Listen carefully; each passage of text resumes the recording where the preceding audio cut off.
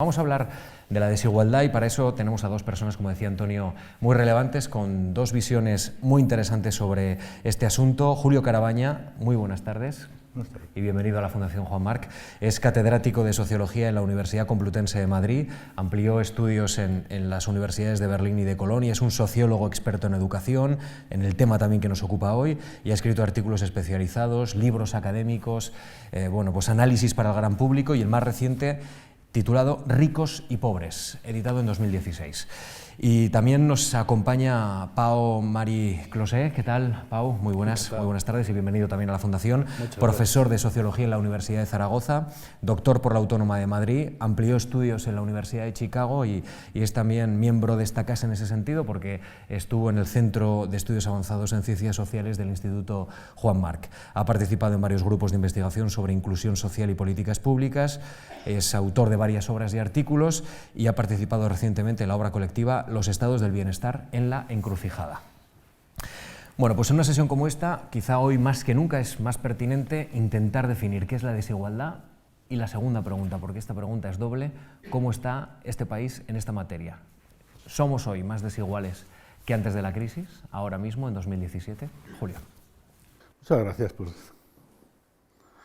dejarme empezar, puesto que soy el mayor. La primera pregunta es bastante difícil. Desigualdad. El premio Nobel Amartya Sen es frecuentemente citado por haber contestado ¿desigualdad de qué? Así que yo voy a suponer que vamos a hablar de desigualdad económica. Y en concreto, cuando yo de cifras, estaré hablando de desigualdad de renta disponible, equivalente por unidad de consumo. Un poco complicado, pero no es tan difícil. Es desigualdad en la renta que se tiene disponible para gastar después de haber pagado impuestos y todo el resto de obligaciones, ponderada por los miembros del hogar. De manera que se tiene en cuenta el hecho de que uno gasta, cuando vive solo, gasta más que cuando vive en compañía, y en el extremo se llega a aquello de que donde comen 7, comen 8, un extremo al que poca gente llega y que no es prudente llegar en general. Entonces, desigualdad, pues aparte de la noción intuitiva, o desde la noción intuitiva, que puede ser más o menos adecuada, se tiene que pasar directamente a una noción técnica. Y hay un coeficiente que se llama coeficiente de Gini, por un sociólogo economista italiano de hace ya más de 100 años, que oscila entre 0 y 1 en teoría, pero que en la práctica, para medir desigualdad de países, fundamentalmente pues, oscila entre 0,20, es el extremo más bajo, y 0,50 o 0,60 puede ser lo más alto. De manera que este índice, que necesariamente vamos a utilizar porque es la referencia, pues se mueve en rangos muy bajos, de modo que 4 o 5 puntos pues son una diferencia importante ya, mientras que 1 o 2 puntos son una diferencia pequeña, que se puede lo mismo deber a errores estadísticos que a factores reales. Yo creo que poco más se puede añadir sin entrar en tecnicismos y que con esto puede ser normalmente suficiente. ¿Somos más desiguales hoy que antes de la crisis? ¿Que antes de la crisis en España? Sí. Sí, somos más desiguales que antes de la crisis.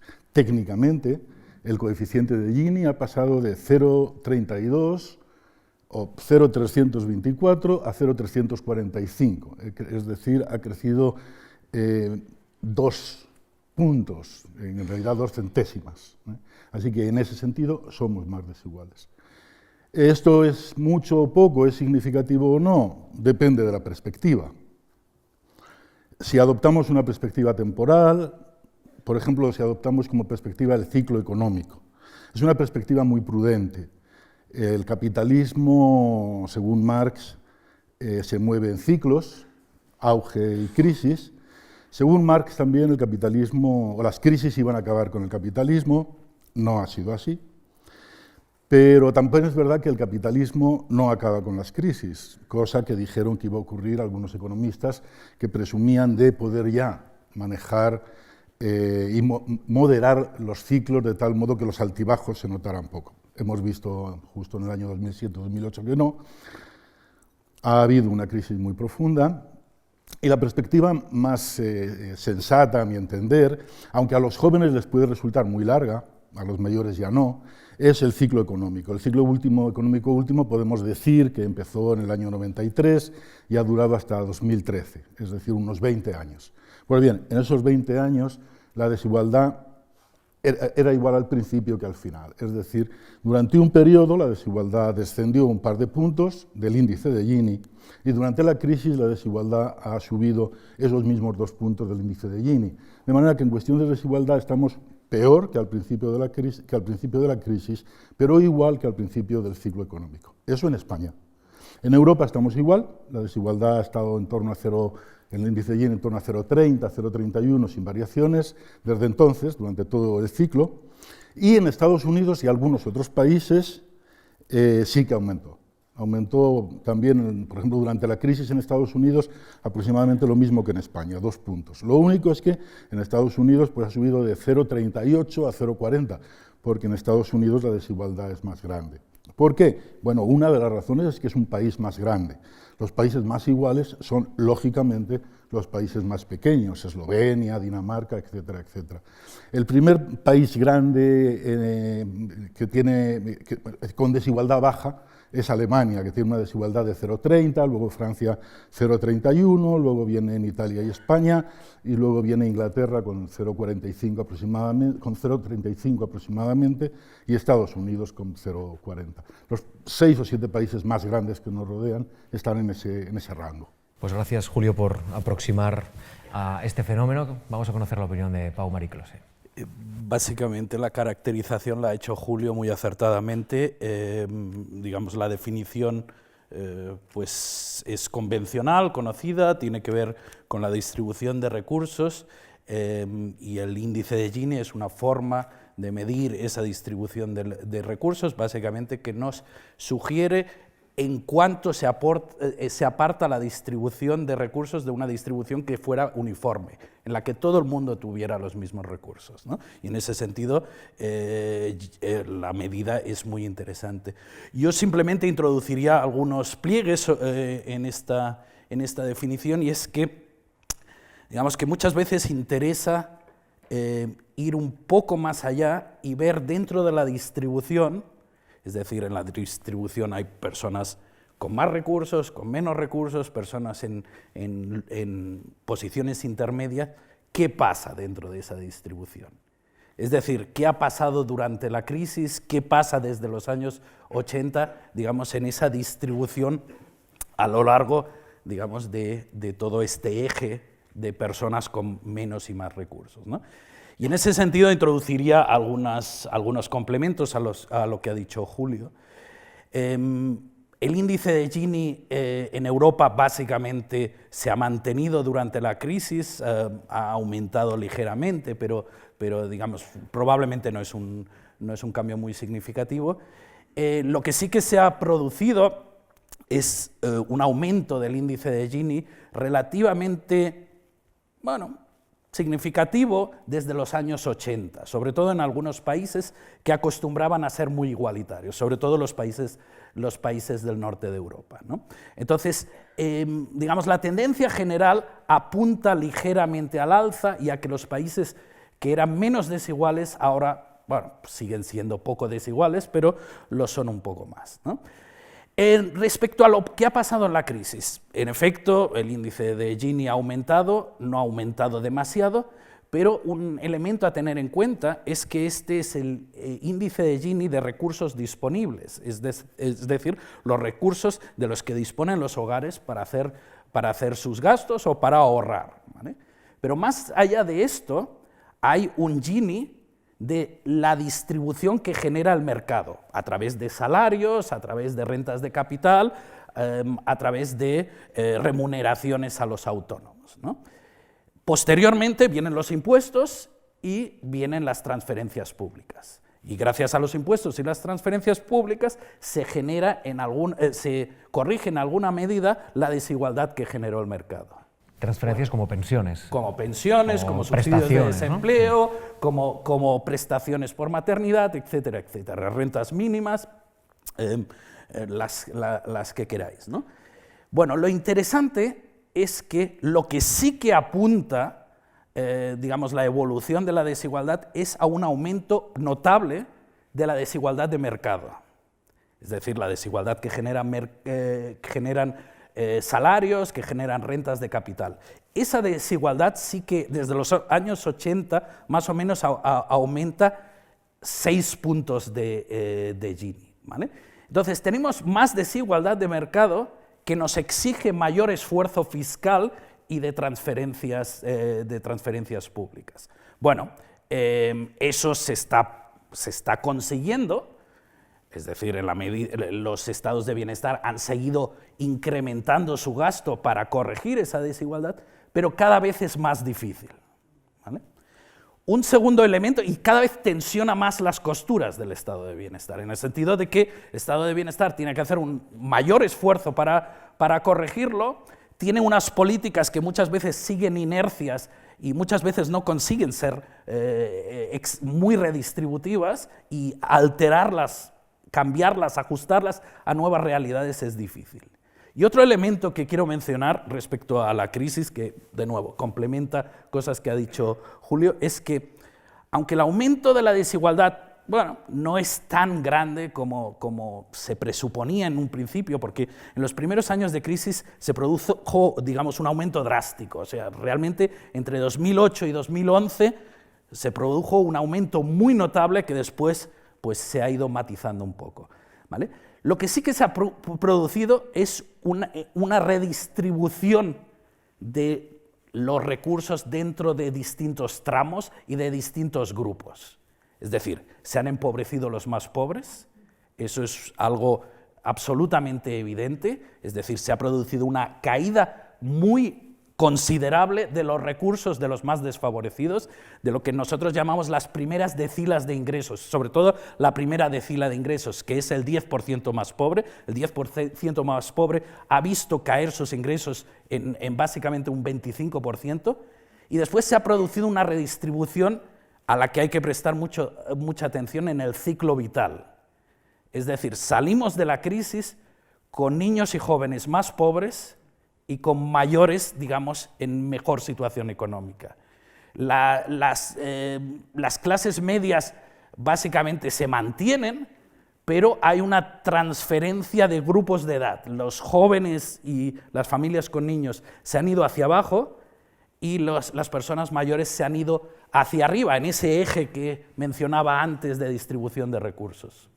Es curioso, porque eso que está señalando ahora Pomari tiene que ver con tantas familias donde una persona jubilada cobra una pensión más alta que muchos de los trabajadores que están en este momento en activo. Eso es una realidad, y es un apunte también para esta cuestión de la que estaba usted hablando.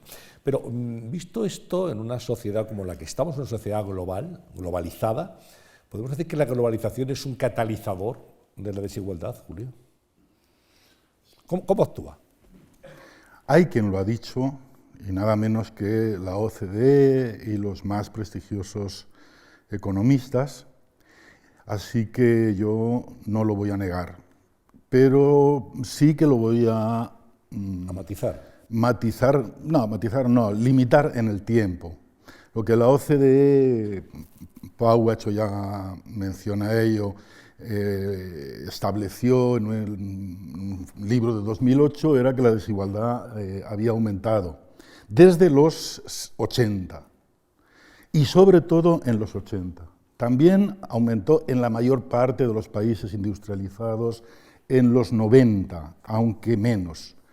En 2011, la OCDE insistió sobre el asunto en otro libro, sin todavía mencionar la crisis.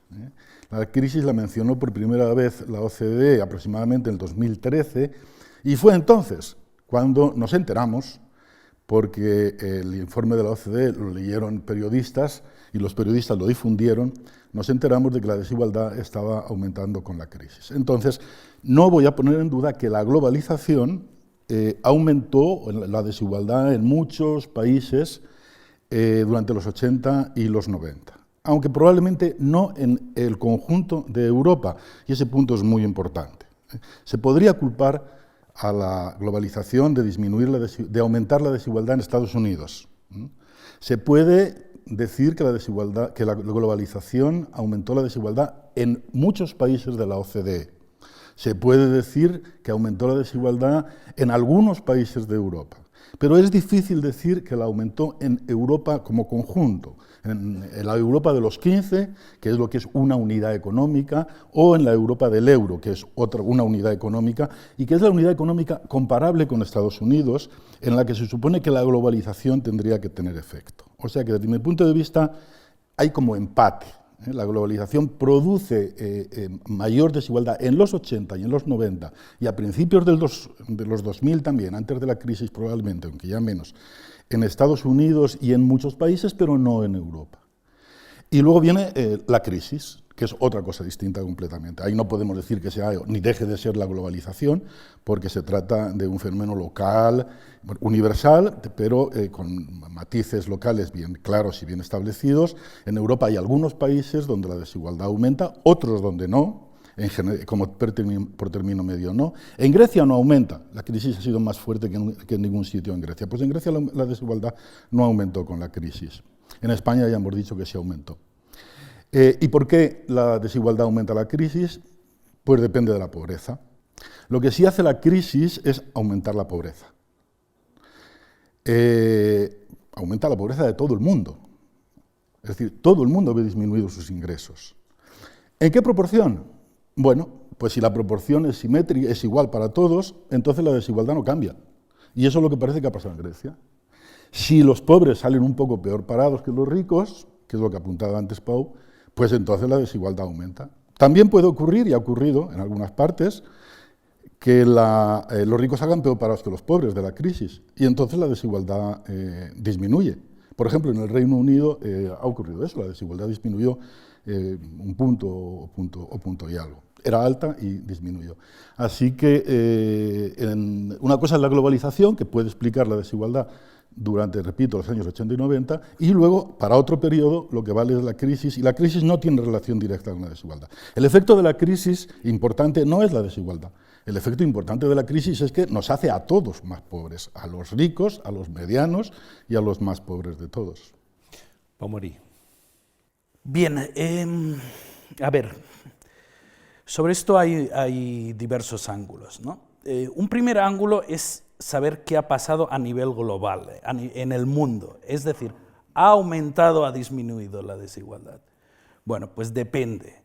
Si ahora cogemos el tramo de ingresos disponibles en todo el mundo, con los más pobres en un extremo y los más ricos en otro extremo, lo que ha ocurrido básicamente es lo que un economista bastante conocido, Branko Milanovic, llama el gráfico del elefante.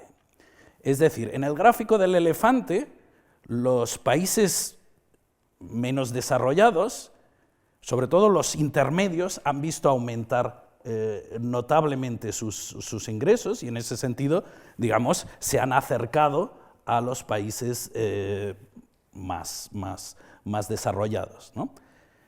En cambio, el elefante, la cabeza del elefante en un determinado momento acaba y, digamos, baja y llega a la trompa, ¿vale? Esa bajada se da más o menos en lo que se llama el percentil 85, el percentil 70-85, ¿vale? Que es un percentil que es básicamente el tramo de ingresos en el mundo donde se sitúan los ciudadanos del primer mundo, ¿de acuerdo? Los ciudadanos del primer mundo, en principio, no se han beneficiado de la globalización, o no se han beneficiado de la misma manera que se han beneficiado los países en vías de desarrollo, fundamentalmente China, ¿vale?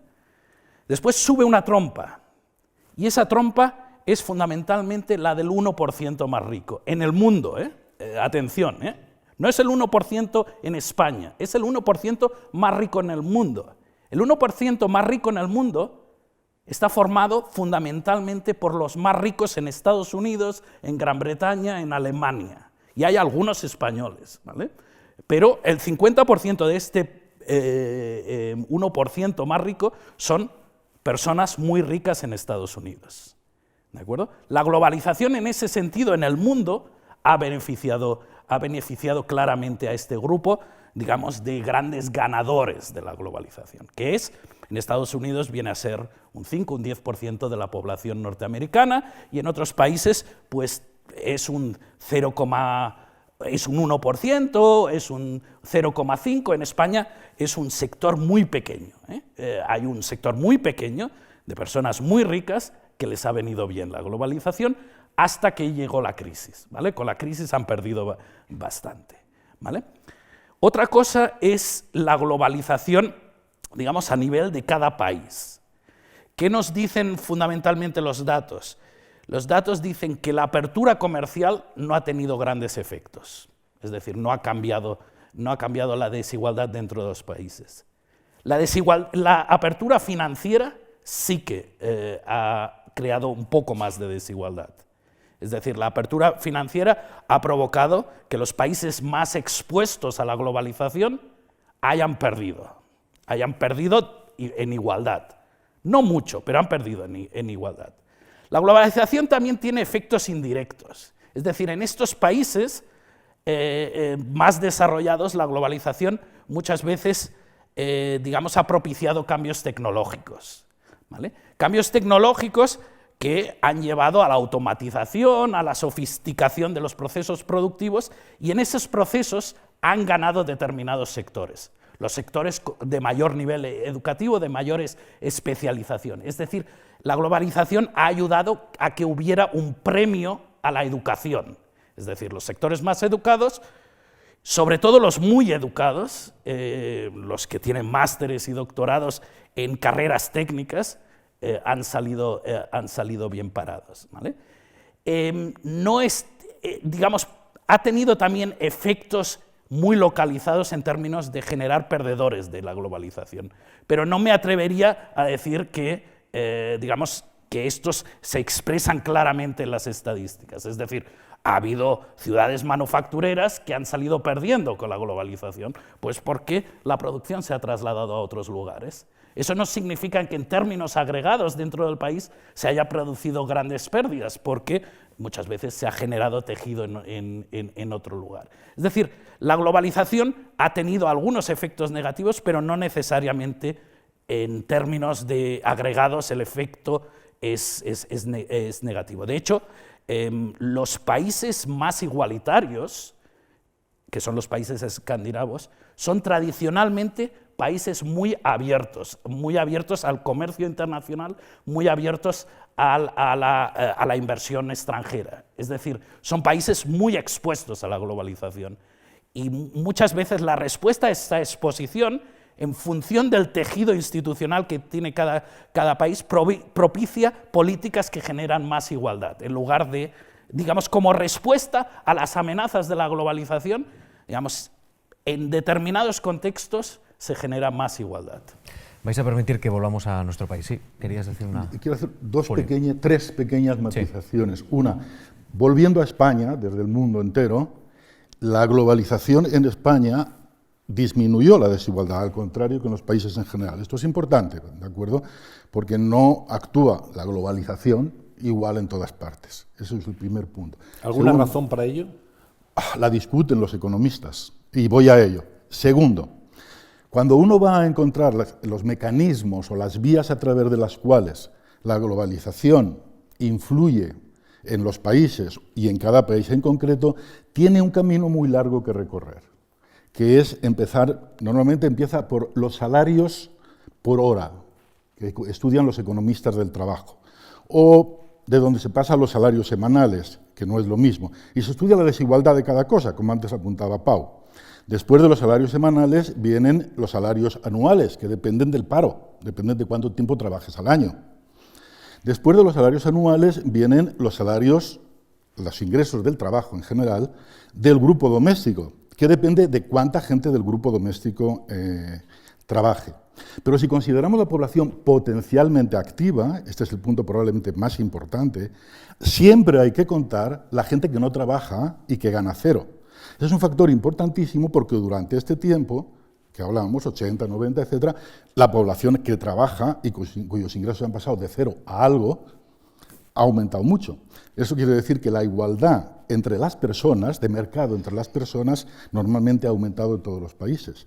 Y después viene el papel del Estado, que cobra impuestos, y después viene el papel del Estado, que reparte seguridad social, etcétera, etcétera. Y después vienen los hogares, y hay que dividir, que se forman más grandes o más pequeños. Sabemos que la coyuntura económica influye en si la gente se casa o no, influye en si la gente se separa o no, influye en si los ancianos viven solos o no viven solos.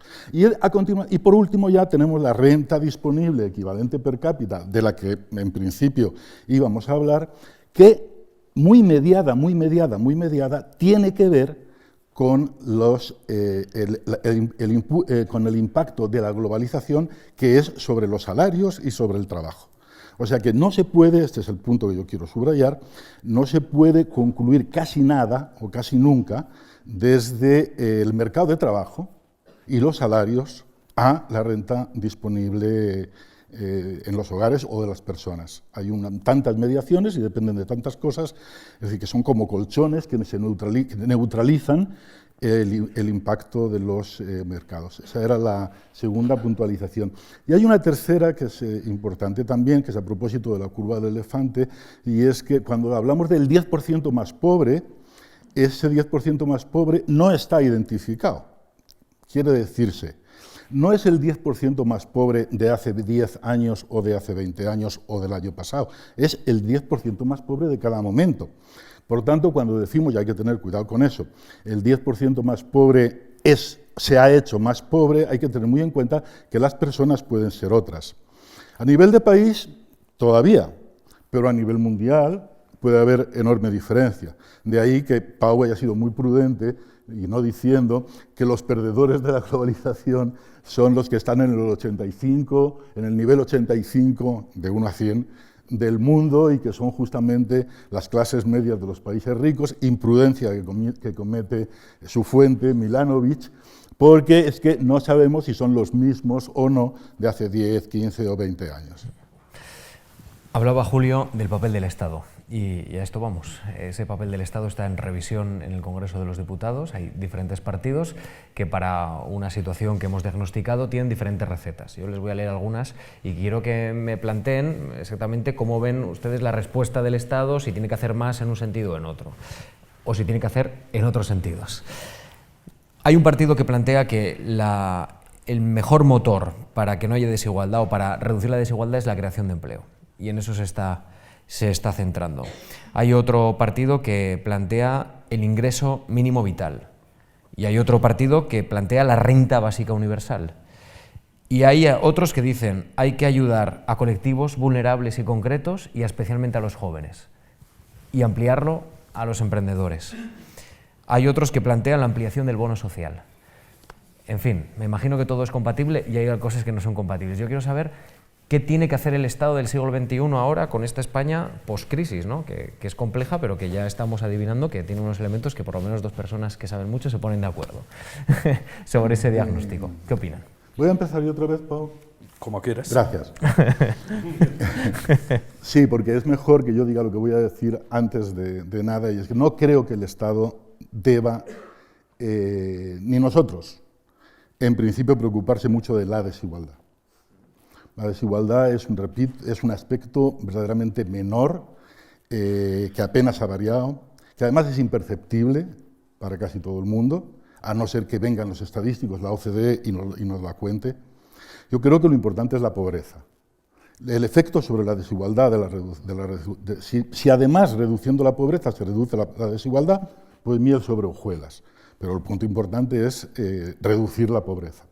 Y efectivamente, para reducir la pobreza, que es de lo que están hablando los partidos en lo que nos acaba de leer, para reducir la pobreza hay dos vías. Una, el crecimiento económico, que puede ser a través del empleo o a través de la productividad, y otra, redistribuir o repartir. Así que se puede sintetizar las propuestas de los partidos en esas dos. Es decir, hay unos que dicen lo mejor es crecer. Y normalmente, cuando se crece, dado que la desigualdad es muy constante, cuando se crece, digamos que el elefante o el ratón, o como queramos representarnos la desigualdad, se desplaza todo de una pieza. No se queda a la parte de atrás, más atrás, y se hace el ratón o el elefante más largo, ni se hace más corto porque aumenta la desigualdad. Normalmente la desigualdad varía poco cuando se crece. Por tanto, creciendo, los ricos se hacen más ricos y los pobres se hacen más ricos también. Todo el mundo se hace más rico. Y esa es una vía estupenda para disminuir la desigualdad. ¿A qué ritmo? Perdón, la pobreza. ¿A qué ritmo? Al del crecimiento económico. Y la desigualdad se queda igual. Pero está muy bien disminuir la pobreza. Yo, si más o menos pobre como soy, no me importa que mis ingresos aumenten, y no me importa, no me importa que los de los demás también aumenten, aunque sean más ricos que yo. Así que esa es la primera vía. Y la segunda vía es, en efecto, la redistribución. Cualquiera de las otras formas puede hacerse de muchas maneras, pero globalmente es muy fácil. Para que la pobreza española se asemeje a la media europea y por lo tanto la desigualdad también, basta con transferir un 1% de la renta de la decila más rica a la decila más pobre. ¿Qué es un 1% de la renta para la decila más rica? El 10% más rico. Pues no es mucho, porque actualmente en España tiene el 25% de la renta. Se quedaría con el 24%. Y la decila más pobre, pues la decila más pobre actualmente en España tiene el 2% de la renta. Recibiría un 1% y tendría el 3% de la renta, que es lo que tiene aproximadamente en países bastante igualitarios. En Finlandia y otros llega hasta el 4%, pero eso es una cosa muy alta. Así que, ¿qué es un 1% de la renta para quien tiene un punto para quien tiene 25? Realmente no lo notaríamos, es aproximadamente lo que aumentan los ingresos de cualquiera en un año que no sea de crisis, un 1% o 2%. Así que la cuestión es, ¿por qué no se redistribuye?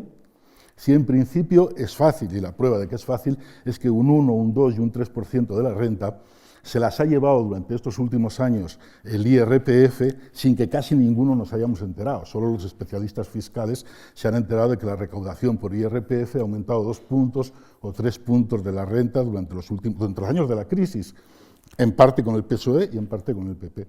Pau. Bueno, yo coincido en que la preocupación principal es la pobreza. La crisis nos ha enseñado que el estado de bienestar español protege muy mal frente a la adversidad social en circunstancias de ciclo económico adverso.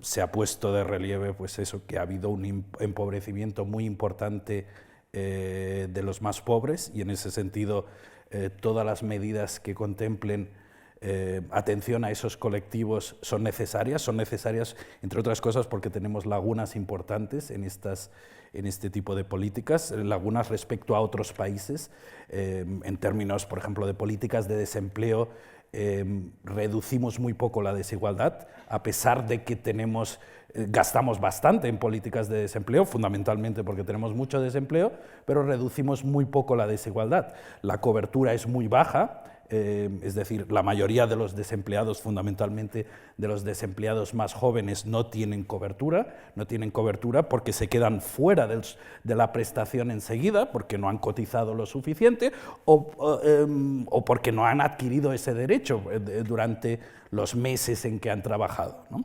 Entonces, en ese sentido tenemos una laguna muy importante con los más pobres, tenemos una laguna muy importante con los jóvenes, que se ha puesto de relieve claramente.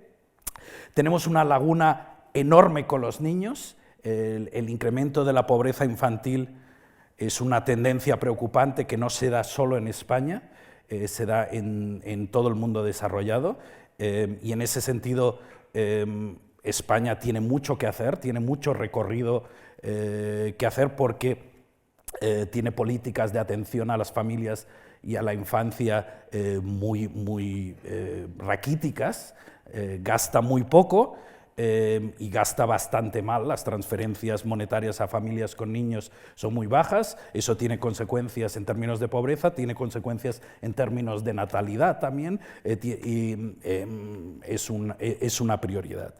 Yo no estoy seguro de si coincido con Julio en la idea de que no nos debe preocupar en nada la desigualdad, o que al Estado no le debe preocupar en nada la desigualdad.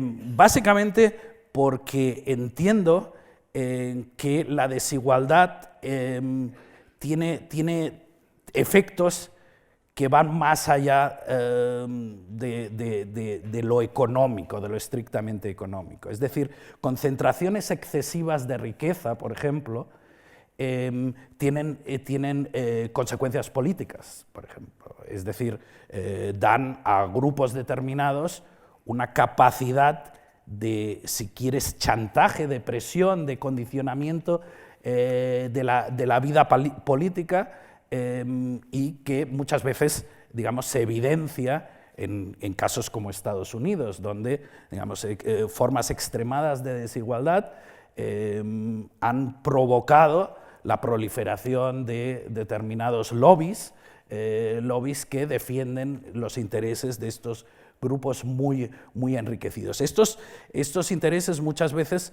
lo que defienden es recortes sociales, ajustes del estado de bienestar, ajustes fiscales en beneficio de ellos, digamos, y en perjuicio de las políticas de redistribución. Es decir, cuando Julio se preguntaba por qué ese grupo de personas más ricas no cede esa porción que mejoraría la vida de los grupos más desfavorecidos, bueno, pues básicamente porque se puede permitir la defensa de políticas que no apuestan por ese tipo de redistribución, ¿no? Estamos en yo vuelvo a insistir en que la desigualdad no aumenta tanto, pero la desigualdad de mercado, la desigualdad de recursos disponibles no aumenta tanto, pero la desigualdad generada por los mercados sí que aumenta, ¿vale? Y ese aumento tiene que ver con bueno, las respuestas a la globalización. Me ha gustado mucho lo que ha dicho Julio de que la globalización en sí no es la causa de los resultados en términos de desigualdad, que hay muchos mediadores, y el Estado es uno de esos mediadores. Es decir, en determinados países la globalización provoca respuestas políticas que amortiguan los efectos de la globalización. En determinados países el crecimiento económico básicamente es una oportunidad para corregir desigualdad. Hay estudios muy interesantes, Lane Kenworthy, por ejemplo, muestra cómo se aprovechó el crecimiento económico en diferentes países, ¿no? Entonces, y muestra cómo el crecimiento económico en Estados Unidos o en Gran Bretaña durante los años 80 no da los mismos resultados en términos de desigualdad que el crecimiento económico en Dinamarca o en Suecia. En Dinamarca y en Suecia permite corregir desigualdad, en Estados Unidos y en Gran Bretaña no. En Estados Unidos y Gran Bretaña se crece, pero ese crecimiento aumenta las rentas de los más ricos y básicamente mantiene las rentas de los más pobres. Es decir, el crecimiento económico lo que no provoca es una caída de las rentas de los más pobres. En ese sentido, el Estado juega un papel muy importante, tanto en afrontar los retos de la globalización como en permitir aprovechar o no aprovechar el crecimiento para generar más igualdad. En España tenemos un ejemplo palmario. Nuestro crecimiento no fue aprovechado para generar igualdad. Se podía haber aprovechado para generar igualdad. Algunas políticas probablemente embrionarias, pues en la etapa Zapatero, pues probablemente a largo plazo podrían haber generado más igualdad. Y estoy hablando pues, de las políticas de dependencia, de las políticas del plan de Educa3, etcétera, etcétera. Pero el ciclo expansivo no fue suficientemente largo para que se produjeran esos efectos. Es decir, el Estado sí que interviene en la gestión, digamos, de las vicisitudes del mercado de trabajo y del mercado en el sentido más amplio, ¿no? Hacía referencia antes a Estados Unidos, Marí, pero yo quería saber cómo condicionan los elementos de desigualdad determinados auges, digamos, políticos en la vieja Europa y también aquí en España. Por ejemplo, vemos un resurgir de la extrema derecha, vemos un resurgir de los partidos xenófobos. ¿Por qué? Porque se sienten amenazados en su riqueza por aquellos que tienen menos, ahí viene la desigualdad, y que intentan, evidentemente, buscar un hueco al sol, nos quitan nuestro trabajo. Y ahí surge ese sentimiento proteccionista. Aquí en España escuchamos eso de que España nos roba, y eso también es un auge un caldo de cultivo para el nacionalismo. Quería saber cómo la desigualdad puede dar lugar a movimientos políticos que empiezan a tener una presencia activa en este momento en Europa o en nuestro país o en otros lugares. El nacionalismo es uno, la xenofobia es otra, y determinadas actitudes intolerantes también están ahí. Juan Marí, ¿cómo lo ve? Sobre esto hay un debate abierto y no resuelto. Es decir, hay un sector, digamos, académico que defiende la idea de que las ansiedades económicas generan apoyo para opciones populistas, sobre todo opciones populistas de extrema derecha, aunque también de izquierdas. También de izquierdas. Y hay otro segmento académico que viene a decir más bien que el auge del populismo es una especie de reacción cultural frente a la posmodernidad, frente al auge de determinados valores liberales, digamos, frente al auge del feminismo, la proinmigración o el cosmopolitismo.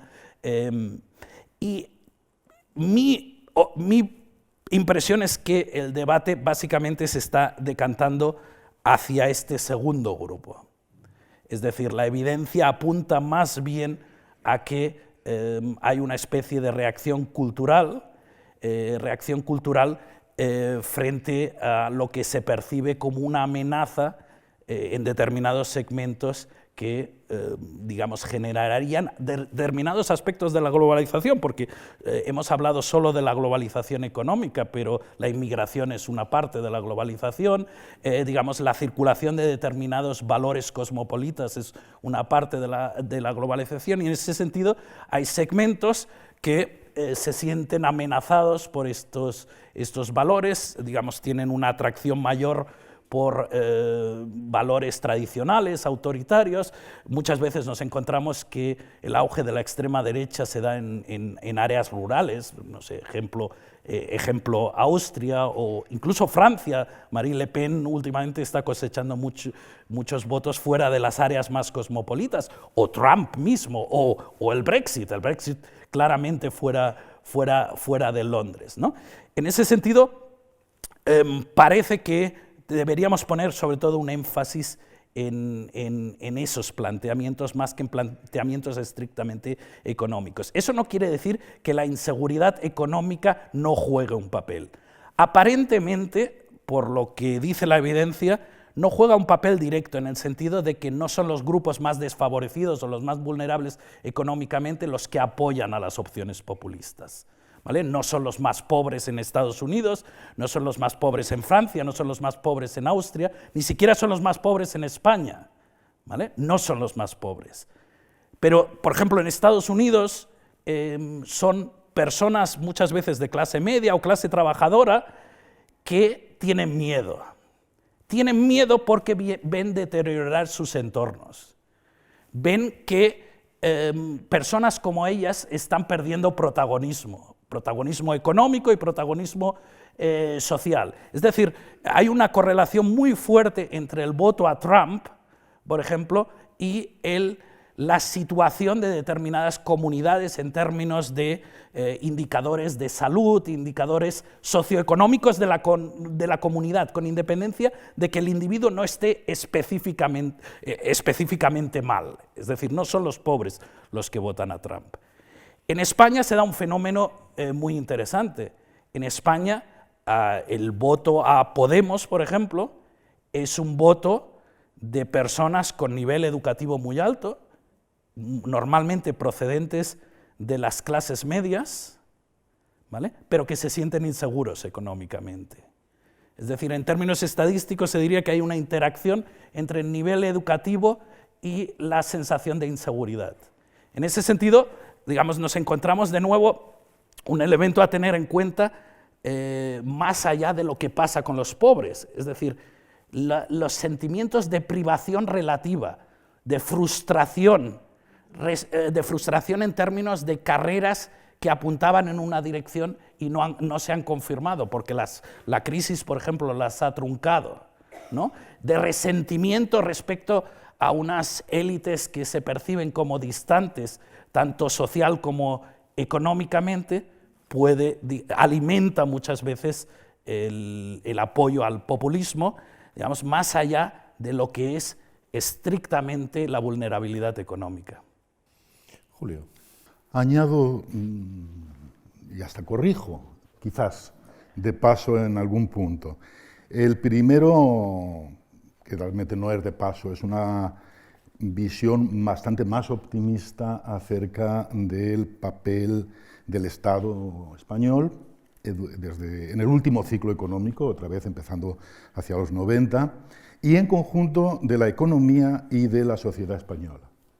Lo hemos hecho muy bien. La parte que a cada cual nos toque, si nos toca alguna, lo hemos hecho muy bien.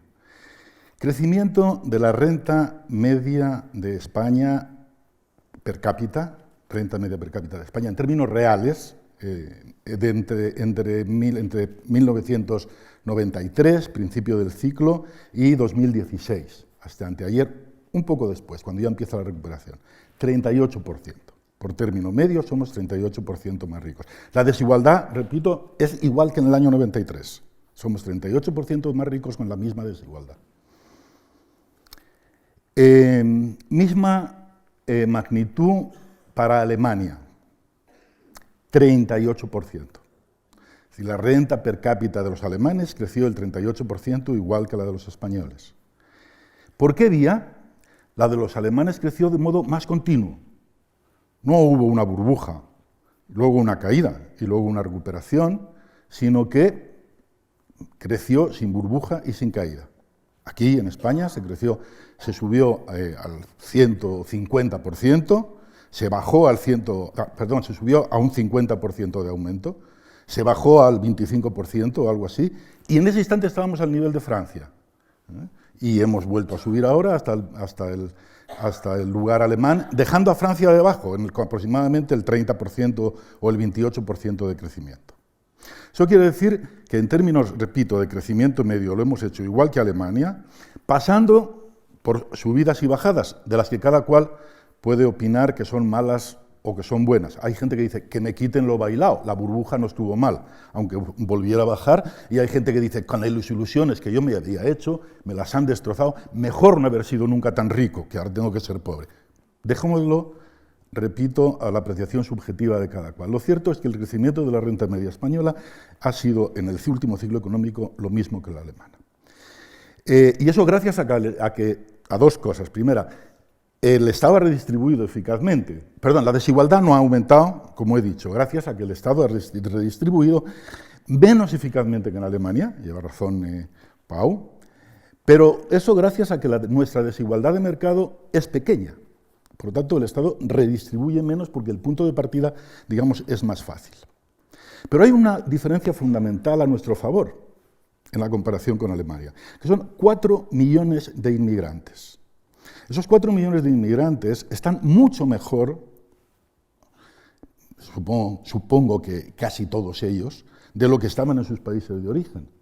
Y no ha habido nada parecido en Alemania, donde la inmigración prácticamente ha sido nula. Han tenido bastante realmente los alemanes occidentales con absorber a los orientales durante este tiempo, que no es pequeña faena ni hazaña. Pero en España hubo 4 o 5 millones de personas, de inmigrantes, que entraron y que se cuentan en las estadísticas como si siempre hubieran estado aquí, pero no es así. Antes no estaban y significa que han mejorado muchísimo desde sus países de origen a lo de acá. Y eso es un punto fundamental a tener en cuenta. De manera que cuando se dice, bueno, la redistribución no ha sido muy eficaz, da la impresión de que no hubieran entrado o no hubiera habido esa cantidad de gente nueva, repito, cuyos cuya pobreza disminuyó enormemente. Si se tuviera en cuenta la desigualdad de los actualmente presentes en España hace 20 años, es decir, se contara lo que los inmigrantes ganaban en sus países de origen, la desigualdad de los españoles actuales o de los residentes en España actualmente hace 20 años sería muchísimo mayor que la de ahora, sin necesidad de que nadie lo distribuyera, a consecuencia pura y simplemente de que el crecimiento económico, un crecimiento económico en extensión, sin aumento de la productividad, etcétera, etcétera, pero crecimiento económico, repito, atrajo y dio cobijo y dio trabajo y hospitalidad a 4 o 5 millones de personas. Ese punto es fundamental y no vale solo para España, vale para la comparación entre Estados Unidos y Europa en general. Con una población estática no se puede comparar con Estados Unidos. Quiero evidenciar mi desacuerdo. Ese es punto. Tenemos Nada, tenemos 5 minutos más para terminar y hay algunas entonces aquí preguntas corto del público. porque trataba de Pero ha pedido volver la a palabra España. Pau, quiere matizar un momentito. Yo solo Entonces, quiero evidenciar mi desacuerdo con este planteamiento. Es decir, yo sí que tengo la impresión de que lo hemos hecho bastante mal porque digamos, hemos sido muy insensibles a los efectos de los más desfavorecidos. Es decir, la variación de renta de los más desfavorecidos es inadmisible y es incomparable a otros países. Es decir, hay muchos gráficos muy llamativos respecto a cómo la caída se ha concentrado en el 10% más pobre, que tienes razón en que no es un 10% fijo, Claro, pero es que son, las es que, transiciones, es que es las nuevo. transiciones de ese 10% son relativamente pequeñas. Es decir, hay una constancia bastante importante cuando examinas el fichero longitudinal en ese 10%. O sea, es un 10% que puede pasar al 20 o al 30, pero baja y sube, ¿no? Estamos ya prácticamente al final. Hay dos preguntas. Tenemos 5 minutos y Nada, 2 preguntas. dos Hemos empezado preguntas. 33. Una para cada uno, un minuto, por favor, si no podemos dedicar más tiempo. Vamos a ver. José Javier González, que es alumno de Antropología de la Universidad Complutense de Madrid, dice, mi pregunta es sobre su propia pregunta, sobre la nuestra. Dice, ¿es la desigualdad una de las causas del desarrollo de populismos y nacionalismos? Y dice, yo la reformularía y diría, ¿es la política sobre la cultura de masas y individual una de las causas de la desigualdad? Saludos y muchas gracias. Pau. Bueno, Nada, un minuto. No, titulares. en un minuto es muy difícil. Ambas cosas son ciertas. Es decir, la desigualdad... hablar del auge de populismo sin invocar la desigualdad es imposible, básicamente porque la desigualdad es un elemento central en su discurso. Y en ese sentido, digamos, el caldo de cultivo de la desigualdad es el combustible que posibilita, digamos, el discurso populista. Bien, pues lo dejamos aquí para Julio Carabaña. Dice, Julia González, desde Alicante, le formula la siguiente pregunta. ¿Habría que optar por algún tipo de intervención activa en los funcionamientos de los mercados?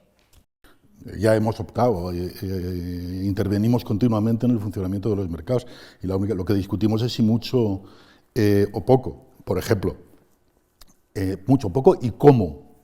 Por ejemplo, los populistas españoles, en concreto, son partidarios de una intervención que consista en no redistribuir del 10% que más gana al 10% que menos gana, porque son ellos, en su mayor parte, ese 10%, sino que lo que le dice al 10% que menos gana es, no, a mí no, a este que es más rico, al otro que es más rico, al IBEX, al 1%, pero a nosotros no, y desarrolla políticas populistas en favor de la redistribución, pero del bolsillo de los otros. Yo creo que con eso queda explicado por qué en España hay un populismo de izquierdas que se dirige sobre todo a los más ricos.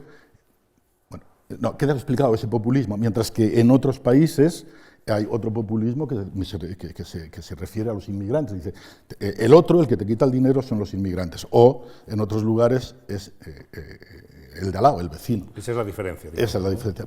Explicar la diferencia yo no sé, pero está clara cuál es la diferencia. Los populismos de izquierda dicen que te dé el más rico, los populismos de derechas dicen que te dé el vecino. Digo que también en esto somos diferentes, Julio. Sí. También en esto. Bueno, Julio Carabaña y Pau Marí Closet, muchísimas gracias a los dos. Tengo la sensación de que los dos se van con ganas de intervenir más y de hablar más, y así que la conversación seguirá fuera, me imagino, ¿no? Un rato más para puntualizar y matizar algunas ideas que han quedado en el tintero. Gracias a los dos por el análisis que han ofrecido y la información que han ofrecido hoy a todos nosotros, y gracias a todos ustedes y, cómo no, gracias Antonio. Gracias. Muchas gracias. Buenas tardes.